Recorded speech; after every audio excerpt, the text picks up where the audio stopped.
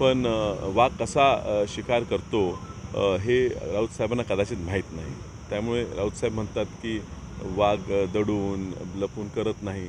वाघा कधी त्यांनी एखाद्या जंगलात जाऊन किंवा BBC वर एखादी डॉक्युमेंटरी नॅशनल जिओग्राफिकची बघावी. चांगलं वातावरण आहे. मी एवढ्या निवडणुका लढतो, त्या सगळ्या निवडणुकापैकी ही निवडणुकीचा प्रचार हा थोडा सोपा झाला. प्रत्येक गावोगावी जात असताना उमेदवार म्हणून आपण जाणं, मग लोक एकत्र येणं, मग आपण सभा घेणं, असं ह्यावेळेला त्रास झाला नाही. गावोगावी जाईल तिथं स्वतःच कार्यकर्ते एकत्र येऊन गल्लीत घरोघरी जाऊन प्रचार करत होते. ही निवडणूक जणू माझी नाही त्यांची आहे असं जनता लढताना दिसते. हे वातावरण आम्हाला कधी पूर्वी बघायला मिळालं नाही. त्यामुळे वातावरण चांगलं आहे. माझी एकच कायम प्रयत्न असतो की माझा प्रयत्न एवढाच असतो की लोकांपर्यंत पोहोचणं. आपले मुद्दे आता सुदैवानं तुमच्या सगळ्यांच्या माध्यमातून सोशल मीडियाच्या माध्यमातून घरोघरी पोचले आहेत, भाषणं पोचले असतात. मात्र उमेदवाराचा चेहरा पाहणं कधी कधी गरजेचं असते. उमेदवार येणं गरजेचं असते. लोकांना अपेक्षा असतात. त्या पूर्ण करत मी गावोगावी भेटी दिल्या. जवळ सगळ्याच गावात जाण्यात मला यश आलेलं आहे. इतर सगळ्या उमेदवार, 2 तर मोठ्या पक्षाचेच उमेदवार आहेत, त्यांच्यापेक्षाही सगळ्यात जास्त एक अपक्ष उमेदवार फिरतो, त्याचा प्रचार होतो, ही खूप मोठी गोष्ट आहे. तुमच्या विरोधात दिग्गज नेत्यांनी इथे येऊन हजेरी लावलेली होती, सभा घेतल्या होत्या आणि तुम्ही अपक्ष आहे, तुमची एकही सभा अजूनपर्यंत कोण नेते घेतली नाहीत. तर तुम्हाला याबाबतीत काय वाटत आहे साहेब? पूर्वीच्या सभा आणि आत्ताच्या सभेत फरक आहे. तुम्ही जर पूर्वी पाहिलात की ह्या ठिकाणी राहुल गांधींच्या सभाही झाल्या, सोनिया गांधींच्या सभा झाल्या, मोदी साहेबांची सभा झाली, त्यावेळी लाखोंनी गर्दी व्हायची. आता अमित शाह साहेब आले, योगी आदित्यनाथ आले, अशा सभेनासुद्धा हजारोच्याच 5-10 हजारच्या वर लोक जमत नाही. ही प्रचाराची पद्धत बदललेली आहे. ही डिजिटल गेलेली आहे. लोकांना आता घरी बसून तुमचे काय मुद्दे हे कळतात आणि तिथं ऐकायचे असतात आणि ते मुद्दे लोकांपर्यंत पोहोचण्यात आम्ही यशस्वी ठरलेलो आहे. आज एक मोठा पाठिंबा आम्हाला मिळालेला आहे. तो प्रकाश बाबासाहेब आंबेडकरांचा मिळाला. डॉक्टर बाबासाहेब आंबेडकरांचे ते नातू आहेत, त्यांचा वारसा, त्यांचा विचार पुढे नेत आहेत. ते आज आमच्या मिरज येथे सभेला येत आहेत. काही वेळेतच ती सभा सुरू होईल.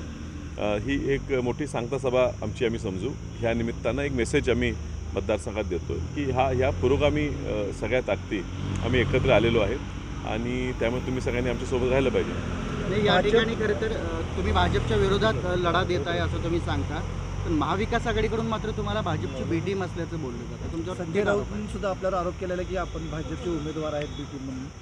साहेब, मी काय म्हणतो, राऊत साहेब गेले महिनाभर काय बोलतात, का बोलतात याचा उलगडा निवडणूक झाल्यावर कदाचित होईल. त्यांना इथली इन्फॉर्मेशन कोण देते, ते कुणाच्या सांगण्यावरनं काय बोलतात मला कळत नाही. पण त्यांनी काय बोलण्यापेक्षा जनतेला आणि ग्राउंडवर तुम्ही फिरला तर तुम्हालाही कळेल की इथं निवडणूक ही काँग्रेस विरुद्ध भाजप आहे आणि मी काँग्रेस पक्षाचा उमेदवार आहे, मी काँग्रेस विचारधारेचा उमेदवार आहे असं लोक समजतात आणि त्यामुळे त्यांच्या अशा बोलण्याने काही फरक पडत नाही. हो, पण जसं इतर मतदारसंघात महाविकास आघाडी महायुतीला टार्गेट करून जोरात बोलते ते ह्या मतदारसंघात बोलताना दिसत नाही. उमेदवार दोन्हीही एकामेकाविरुद्ध काही बोलत नाही, ते फक्त माझ्यावर बोलत राहतात. एवढी का धास्ती माझी घेतलेली आहे मला अजूनही कळलेलं नाही. संजय राऊत काँग्रेसमधून कारवाई करावी असं वारंवार सांगतात. काल सुद्धा आम्हाला सांगितलं की माझं आणि राहुल गांधीशी बोलणं झालं आणि त्यांच्यावर कारवाई होणार, पण कारवाई तर काय होत नाही. साहेब, मूळ जो आहे की आघाडी धर्मात बिघाडी कुणी केली? आघाडी धर्मात बिघाडी सुरुवातीला झाली ही संजय राऊतांकडनं झाली. जर सांगलीची जागा तुम्हाला सुटलीच नव्हती, हे नंतर सुटली हा वेगळा विषय आहे, पण जर जागा तुम्हाला सुटलीच नव्हती तर तुम्ही इथं येऊन सांगलीचा उमेदवार जाहीर करणं, तुम्ही येऊन म्हणणं ही शिवसेनेची जागा आहे. स्वतः उद्धवजी सांगलीत येऊन म्हणणं आघाडी धर्म न पाळता उमेदवार परस्पर उद्धवजींच्या मार्फत जाहीर करणं, हा तुम्ही आघाडी धर्म ओढला नाही का? एवढं तुम्ही जर आघाडी धर्म ओढत असाल तर स्वाभाविक आहे अशा एका मतदारसंघात काँग्रेस पक्षाचे कार्यकर्ते खूप पुढे गेले होते आणि तो राग आमच्या मनात आहे आणि त्यामुळे काँग्रेस पक्षाचं आमच्या कुटुंबियाचं कॉन्ट्रीब्युशन जे आम्ही योगदान दिलेलं आहे ते खूप मोठं आहे. अशा परिस्थितीत काँग्रेस पक्षाने आमच्यावर कारवाई करू नये आणि करेल असं वाटत नाही. काय वातावरण दिसतंय जिल्ह्यात मतदारसंघात आणि कितपत तुम्हाला पाठिंबा मिळतो? साहेब, जोरात वातावरण दिसते. वातावरण खूप ॲग्रेसिव्ह आहे. वारं सुरुवातीला होतं ते वारं आता वादळ झालेलं आहे. गावोगावी सगळीकडे एक जोरदार लोक आंदोलन तयार झालेलं आहे. कार्यकर्त्यांमधनं आधी पाठिंबा होता तो आता सामान्य माणसांपर्यंत गेलेला आहे. ही निवडणूक खूप एकतर्फी होणार आहे.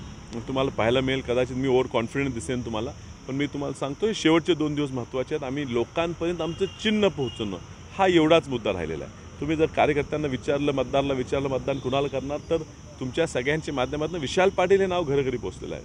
चिन्ह कन्व्हर्जन त्या मतात एवढा विषय राहिलेला आहे, ते फक्त मताधिक्य ठरेल. पण निवडणूक ही उठलेली आहे, चांगला जम बसलेला आहे.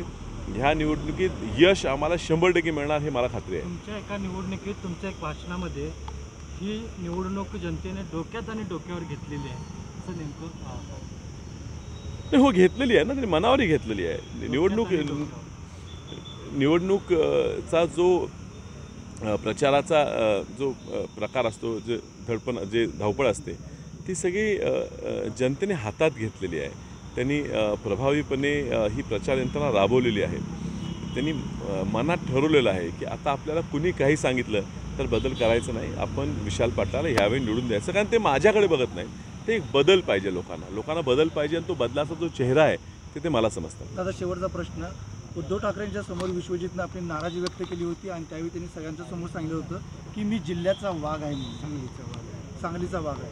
आणि साहेब, डॉक्टर विश्वजित कदम हे आमचे नेते आहेत आणि राहणार. डॉक्टर विश्वजित कदम हे काँग्रेस पक्षाचं भविष्य आहे, महाराष्ट्राचं भविष्य आहे, देशाचं भविष्य आहे. त्यांच्यावर कुठल्याही प्रकारची टीका आमचा सामान्य कार्यकर्ता सहन करणार नाही. हे संजय राऊत साहेब त्यांच्यावर का बोलतात, कशाला बोलतात ते कळत नाही. आणि विश्वजित कदम हे सांगली जिल्ह्याचे वाघ आहेतच, त्यात काही शंका नाही, पण उद्या राज्याचे वाघ होताना तुम्हाला दिसतील. एक प्रभावी नेतृत्व आहे. जाणून बुजून जे काय झाले ते ह्या नेतृत्वाला पुढे येता येऊ नये, त्याला अडचणीत आणण्यासाठी हे सगळं झालेलं आहे. हे बघा, धर्म ते पाळणार, आघाडी धर्म हे निश्चित आहे. मात्र लोकांनी ही निवडणूक हातात घेतलेली आहे. संजय राऊत असं म्हणाले की तर त्यांनी चंद्रहार पाटलांना निवडून आणून दाखवावं असं त्यांनी खुलं आव्हान केलेलं आहे विश्वजित कदमांना. नेमकं साहेब, आता त्याच्यावर डॉक्टर बाळासाहेब कदमच बोलू शकतील, मी त्याच्यावर बोलू शकणार नाही. पण वाघ कसा शिकार करतो हे राऊत साहेबांना कदाचित माहीत नाही. त्यामुळे राऊत साहेब म्हणतात की वाघ दडून लपून करत नाही. वाघा कधी त्यांनी एखाद्या जंगलात जाऊन किंवा BBC वर एखादी डॉक्युमेंटरी नॅशनल जिओग्राफिकची बघावी, वाघाचे ट्रेट काय आहेत. तर वाघ संधी बघून निश्चित झडप मारतो, हे वाघाचं पद्धत आहे. आता ह्यांनी दुसऱ्याला चेतावणी द्यायचं बंद करावं. त्यांनी का ही सीट मागितली, कुठल्या आशेने मागितली, आता त्यांना सगळं लक्षात आलेलं आहे. कुणाच तरी ऐकून ते इथं आले आणि आता ती मतं त्यांच्या पद्धतीनं न मिळताना त्यांना आता कळलेलं आहे. म्हणून कुठेतरी कुणाला ते चॅलेंज करायचं, काहीतरी करायचं, शेवटचा म्हणजे अगदी डेस्परेट अटेम्प्ट जो म्हणतो तो त्यांचा चालू आहे. त्यांनी आता विनंती मी त्यांना करतो, मी राऊत साहेबांना आदरपूर्ण विनंती करतो की ह्या निवडणुकीत मी खूप प्रयत्न केलेला आहे की तुमच्यावर, तुमच्या पक्षावर, आपल्या नेत्यांवर मी कुठलीही टीका करू नये. कारण तुमची गरज इतर 47 मतदारसंघात आहे आणि इतर 47 मतदारसंघात तुम्ही जर एवढी शक्ती ही सांगलीत पडणाऱ्या सीटच्या मागे न लावता लावली तर कदाचित इतर 47 जागात काँग्रेस किंवा महाविकासच्या जागा जास्त वाढतील. तर विनंती आहे, तुम्हाला यश मिळालं भांडून तिकीट मिळवण्यात, पण निवडणुकीत मतं मिळण्यात तुम्हाला यश मिळणार नाही आहे. ही ताकद आता तुम्ही दुसरीकडे वापरायला सुरू करा. चंद्रहारांच्या ऐवजी विशाल पाटील निवडून आल्यावर विश्वजित कदम वाघ राहतील. सर, विश्वजित कदम वाघ आहेत आणि वाघ राहतील. ह्या निवडणुकीचा निकालात त्याशी काही संबंध नाही.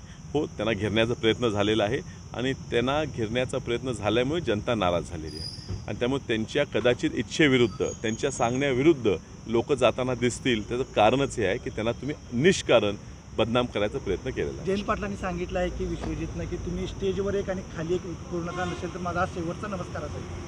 मला असं वाटत नाही की त्यांनी डॉक्टर विश्वजित कदमांबद्दल बोलले असतील. त्यांनी कदाचित त्यांच्या स्वतःच्या कार्यकर्त्यांबद्दल बोलले असतील. कारण त्यांचे कार्यकर्ते हे सुद्धा त्यांच्या स्टेजवर त्यांच्याबरोबर जे फिरतात ते रात्री आमचं काम करताना दिसतात आणि त्यामुळे कदाचित त्यांनी त्यांच्या स्वतःच्या कार्यकर्त्यांबद्दल बोलले असतील. डॉक्टर विश्वजित कदमांबद्दल बोलण्याइतपत रिस्क हे आजच्या परिस्थितीत जयंत पाटील साहेब घेतील असं मला वाटत नाही.